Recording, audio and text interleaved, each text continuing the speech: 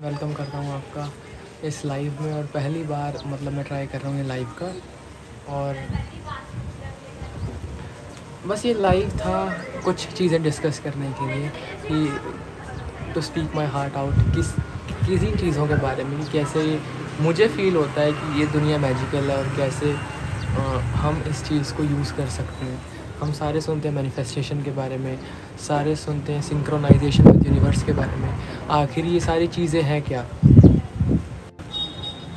तो सबसे पहले अगर हम डिस्कस करें, हमारी लाइफ में बहुत बार ऐसी चीज़ें होती हैं कि हम किसी इंसान के बारे में सोचते हैं और आगे से उसी इंसान का कॉल आ जाता है, किसी इंसान का मैसेज आ जाता है, या फिर हम किसी इंसान को कुछ कहना चाहते हैं और वो वही बात बोल पड़ता है। तो हमें लगता है कि यार तुझे कैसे पता लगा मैं ये बोलने जा रहा था।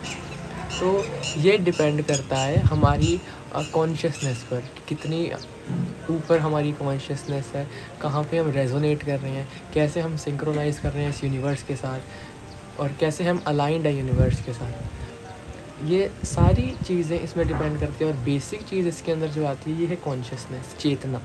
चेतना है जो हमें जीवित रखती है। और क्या डिफरेंस है इस दुनिया में किसी नॉन लिविंग थिंग में और किसी लिविंग थिंग में? तो सिर्फ एक चीज़ है, वो है कॉन्शियसनेस का, कि चेतना जो एक इस मिट्टी में आ जाती है तो उसे हम लिविंग कहते हैं, और जब चेतना की एब्सेंस होती है तो वो चीज़ नॉन लिविंग हो जाती है। ये इतनी खूबसूरत चीज़ है कि कैसे हम सबको ये चेतना इस मानव शरीर में दी गई है और कैसे हमारे पास ये राइट है हम उस चेतना को ऊपर करें और उस अल्टीमेट ट्रुथ को, उस परम ब्रह्म परमेश्वर को, उस यूनिवर्सल सबकॉन्शियसनेस को महसूस कर सकें, फील कर सकें। तो इस चीज़ में सबसे इम्पॉर्टेंट पहली बात आती है थॉट का, कि कैसे एक विचार हमारी चेतना में उसकी आगे बढ़ोतरी या उसके नीचे आने का कारण बन सकता है। और थॉट इतनी ज़्यादा मैजिकल चीज़ है कि आप समझें जैसे फ़ोटोन है। फ़ोटोन क्या है? हम कहते हैं कि light travels in the packet of light called photon. उसी तरह से जो ये सारा यूनिवर्स है ये एक तरह का सिमुलेशन है, जिसके अंदर हम नॉर्मली बात करें तो हमारे पास एक वाईफाई होता है और एक फ़ोन है हमारे पास। एक वाईफाई से 10 फ़ोन हम कनेक्ट कर लेते हैं और उस पर एक्सेस ले लेते हैं। इसी तरह से वो वाईफाई वो अल्टीमेट ट्रुथ और यूनिवर्सल सबकॉन्शियस है ओम, वो वाली पावर जिसने ये सब कुछ चीज़ बनाई है, ये सारी प्रकृति बनाई है, जिसने ये सारी सृष्टि की, ब्रह्मांडों की रचना की है। और हमारे अंदर उसने वो नेटवर्क दिया है किसका? कॉन्शियसनेस का। कैसे हम इस कॉन्शियसनेस से, इस चेतना से उस यूनिवर्सल सबकॉन्शियस को मिल सकते हैं, उसको कनेक्ट कर सकते हैं। और आपने सुना होगा कैसे हमारे वैदिक पुराणों में ये डिस्कशन है कि कैसे ऐसे संत थे जो यहाँ पर बैठे रिमोट व्यूइंग कर सकते थे, यहाँ पर बैठे हज़ारों किलोमीटर दूर क्या चीज़ चल रही है उसके बारे में बता सकते थे। तो ये सारा संभव आपको एक गेटवे एक्सपेरिमेंट नाम से CIA ने, जो US की एजेंसी है, इसने एक्सपेरिमेंट्स करे थे, द गेटवे एक्सपेरिमेंट और द स्टार गेट एक्सपेरिमेंट। इसके बारे में स्पेशली अगर आप रिसर्च करें तो इसके अंदर उन्होंने चाहा था कि हम कैसे रिमोट व्यूइंग को एक्सेस कर सकते हैं। एक इंसान को, एक स्पाई को हम इधर बिठाएं और रशिया में क्या चीज़ हो रही है वो हम यहाँ बैठे पता लगा लें। और वर्ल्ड वॉर के दौरान ये चीज़ें काफ़ी हुई थी और इस पर बैन लगा दिया कर। और काफ़ी अनक्लासिफाइड फाइल्स इंटरनेट पे मौजूद है। अगर आप उस पर देखें तो एग्जैक्टली डिस्क्रिप्शन है कि वो इंसान उस मेडिटेटिव स्टेट में जाता है, उस F10 पॉइंट पर जाता है, हेमीसिंक नाम से उस टेप्स का एक्सेस कर और जिसके कारण हम वो अपने इस ब्रेन को सिंक्रोनाइज़ करता है यूनिवर्स के साथ। और जैसे एक मोबाइल वाईफाई से कनेक्ट होकर एक्सेस पा लेता है दुनिया में क्या चीज़ें हो रही हैं, उसी तरह से ये ब्रेन उस ओम ब्रह्म परमेश्वर से, यानी कि यूनिवर्सल सबकॉन्शियसनेस कनेक्ट होकर एक्सेस पा लेता है कि इस किसी जगह पर क्या क्या चीज़ हो रही है। इस तरह से उन्होंने ट्राई करा रिमोट व्यूइंग का और काफ़ी सफल रहे वो, और काफ़ी रीजंस के लिए उस रिसर्च को उधर ही बंद कर दिया गया। अब हमें नहीं पता, क्या पता ये रिसर्च अभी भी चल रही हो, क्या पता एडवांस स्टेज में आज वो ये फ्यूचर के बारे में जान पाते हों, पास्ट के बारे में जान पाते हों और इन सभी चीज़ों को जान पाते हैं। क्योंकि ये दुनिया इतनी सिंपल नहीं है जितनी दिखती है। ये एक मैजिकल वर्ल्ड है जिसमें हम जी रहे हैं। मेंटलिज्म तो आज कॉमन चीज़ है कि आपके मन में क्या चल रहा है एक इंसान बता देता है। और ये भी उन्होंने ट्राई करा कि कैसे F10 पोजीशन में ये चीज़ें पॉसिबल है, टेलीकाइनेसिस पॉसिबल है। तो बेसिकली मेरा मतलब ये छोटी सी डिस्कशन करने का ये था, कैसे ये दुनिया इतनी सिंपल नहीं है जितनी लगती है। हम इस चीज़ से दूर हैं क्योंकि हम इन 5 चीज़ों में, काम, क्रोध, लोभ, मोह, माया, अहंकार में, कि हम इंस्टाग्राम खोलते हैं तो उधर कोई ऐसी चीज़ आ जाती है जो हमारा दिमाग ख़राब कर देती है। हम इसी चीज़ में फंस कर, इसी लूप में फंस कर रह चुके हैं। हम जान नहीं पा रहे जो हमें ये मानव शरीर मिला है कि क्या अनलॉक पोटेंशियल है इसका, क्या हम इससे हासिल कर सकते हैं। और कैसे ये सुपर पावर्स तो हमारे जो वैदिक टाइम्स में डिस्कस्ड है कि कैसे हमारे संतों के पास ये होती थी कि वो रिमोट व्यूइंग करते थे या फिर हीलिंग करते थे अपने टच से या इन चीज़ों की। क्योंकि अगर आप स्ट्रिंग थ्योरी भी देखें तो बेसिक क्वांटम मैकेनिक्स में क्या चीज़ है कि छोटी से छोटी चीज़ इस दुनिया में बनी है स्ट्रिंग थ्योरी के अकॉर्डिंग एक एनर्जी से, रोटेटिंग एनर्जी से। तो उसको, और यही हमारे धर्म बताते हैं, हर धर्म बताता है कलयुग केवल नाम आधार, क्योंकि वो एक नाम की शक्ति है जो जिसने ये माया को खड़ा कर रखा है। एक एटम, एक लकड़ी का टुकड़ा, एक लोहे का टुकड़ा, एक मछली, हम, ये सब चीज़ एक ही है। वो क्या है, उस नाम के उस पे बेसिस पे खड़ी है। इसको डिस्कस करने का मेरा सिर्फ एक वो रीज़न था, कैसे मैं आपको स्टार्टिंग में बता रहा था कि कैसे परम परमेश्वर एक वाईफाई की तरह है कि हम एक्सेस पा सकते हैं अपनी कॉन्शियसनेस से उस यूनिवर्सल सबकॉन्शियस की तरफ। और कैसे हम क्या भी चीज़ें और ये दुनिया में सब पता लगा सकते हैं उस ऐसी नॉलेज को, पास्ट में हुई और फ्यूचर में होने वाली भी, वो इस चेतना से हम जान सकते हैं। और इसके अंदर काफ़ी एग्जांपल एस्ट्रोलॉजर या फिर आप प्रोफेसी करते हैं जो नोस्ट्राडामस या फिर बाबा वांगा की काफ़ी बात होती है कि कैसे उनको वो फ्यूचर का एक्सेस मिल जाता था। तो इसके अंदर सबसे इम्पोर्टेंट बात आती है, हम क्या कर सकते हैं, हम एक्सेस पा सकते हैं, हम कंट्रोल कर सकते हैं अपने थॉट को। थॉट एक इतनी इम्पॉर्टेंट चीज़ है, इतनी ब्रिलियंट चीज़ है कि एक एक जो थॉट हम ले रहे हैं ये रेजोनेट कर रहा है यूनिवर्स में। ये एक एनर्जी पैकेट, जैसे कि फोटोन का एनर्जी पैकेट जाता है, उसी तरह से एक एक थॉट हमारे इस ब्रेन से निकलकर उस सबकॉन्शियस की तरफ जाता है।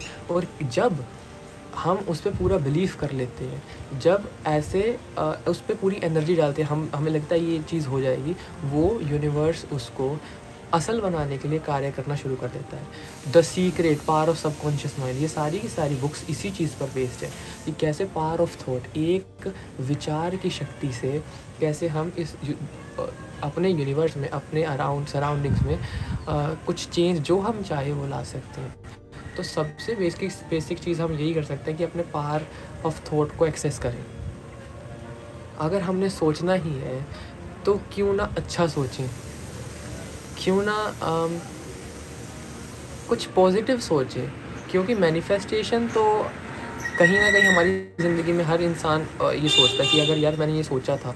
और कई लोग इसको कंफ्यूज होते हैं देजा वू के साथ। देजा वू अलग चीज़ है। देजा वू होता है कि कोई चीज़ हो रही है, आपको लगे कि ये तुम्हारे साथ हुई है।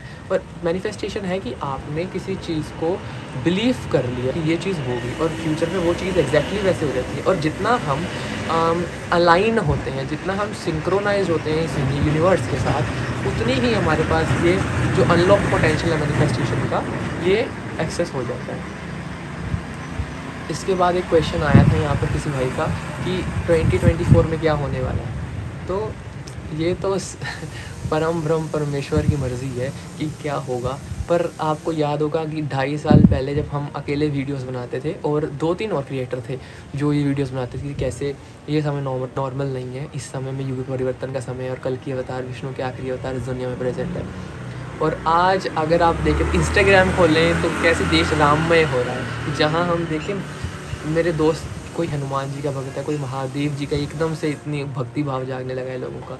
कैसे श्री प्रेमानंद महाराज, बागेश्वर बाबा, ये सारे ज़रिया हैं उस चेतना को ऊपर लाने के लोगों की, ताकि जो ये चेंज आ रहा है इस यूनिवर्स में वो लोग जान सकें। कल को किसी को कोई मलाल ना हो कि हमें पता नहीं लगा कि ये समय युग परिवर्तन लगा।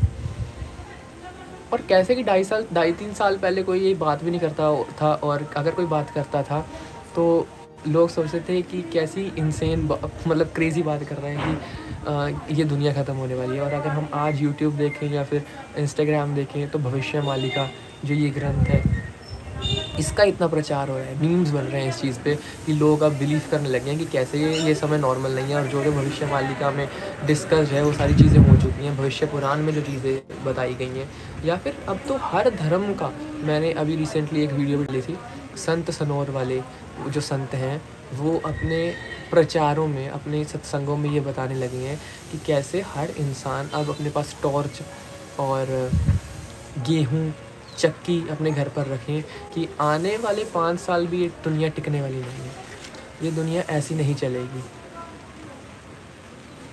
इसके अलावा आप सर्च करें, मोहम्मद अली नाम से यूट्यूब चैनल है, तो वहाँ पर इस्लामिक स्कॉलर्स होते हैं, वो बैठते हैं, वो कैसे बताते हैं कि ये समय फितना दज्जाल का है, कि ये समय नॉर्मल नहीं है। इस समय जो साइंस थे क़यामत के समय के लिए, एंड टाइम्स के लिए, जब इमाम मेहदी का ज़हूर होगा, जब वो इमाम मेहदी आएंगे और मतलब धर्म की इस पीस और एक शांति की दुनिया की स्थापना करेंगे, वो मान रहे हैं कि सारे वो साइंस पूरे हो चुके हैं। कैसे वो साइंटिफिक एक्सप्लेनेशन देते हैं जो सुराह है उनकी।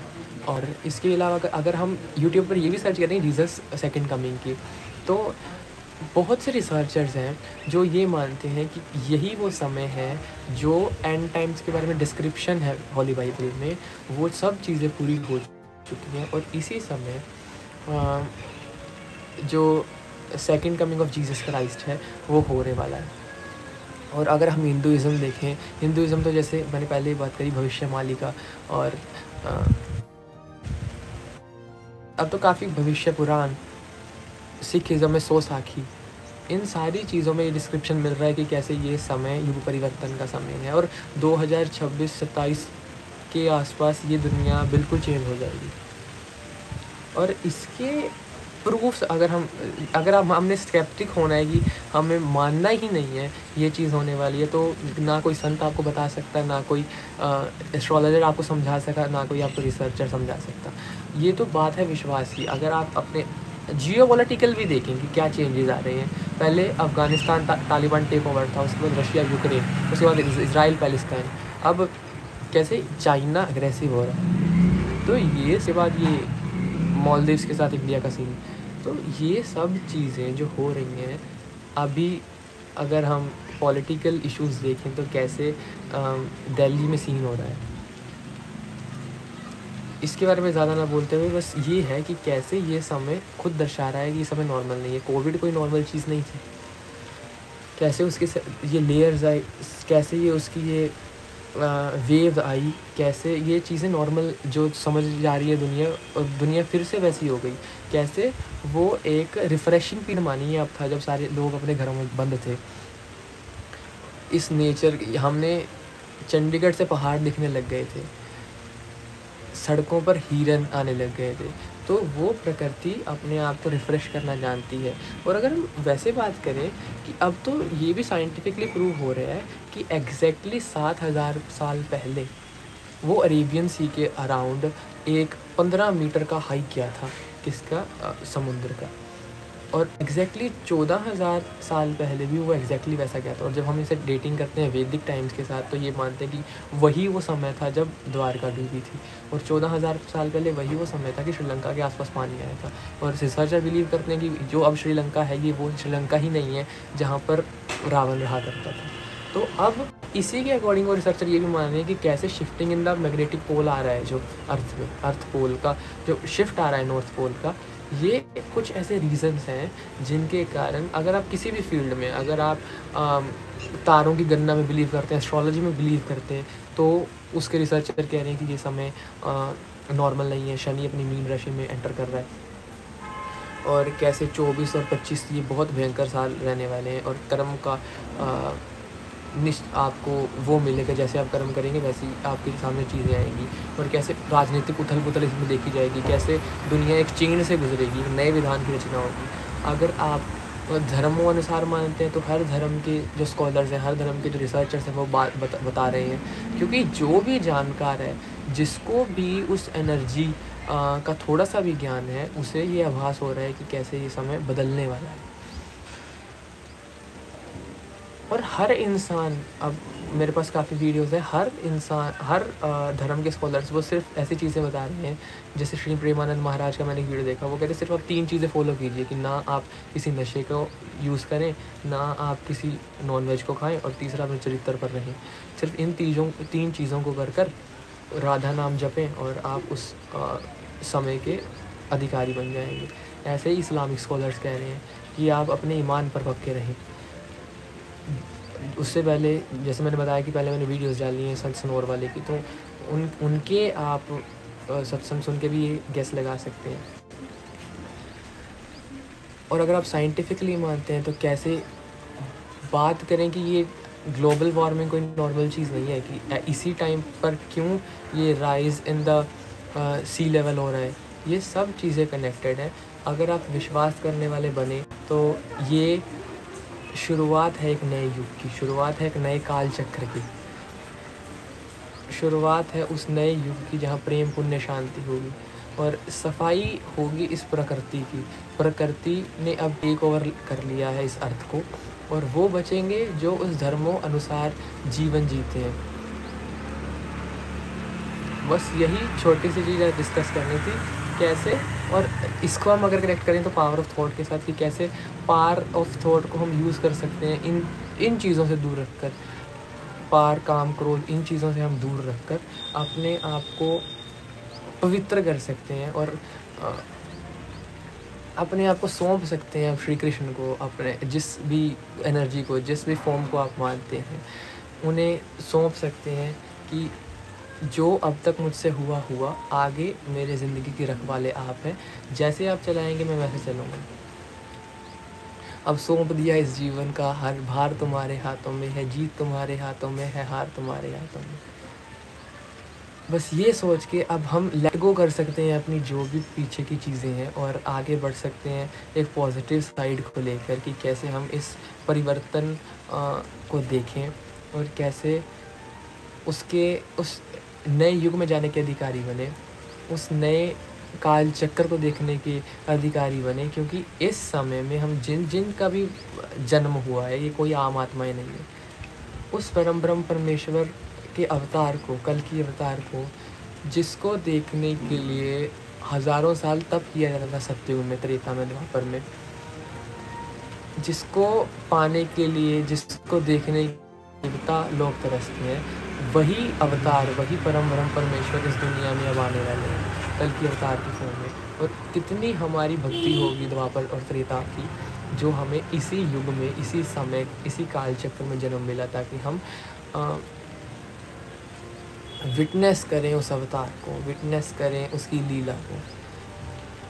तो यही चीज़ें अपनाएं, सही आचरण में रहें और निंदा से बचें, किसी संत की, किसी इंसान की निंदा से बचें और सौंप ले अपना जीवन उसके हाथों में। तो ये था आज का लाइव। मिलते हैं अगले लाइव में, तब तक के लिए टेक केयर, गुड बाय, जय हिंद।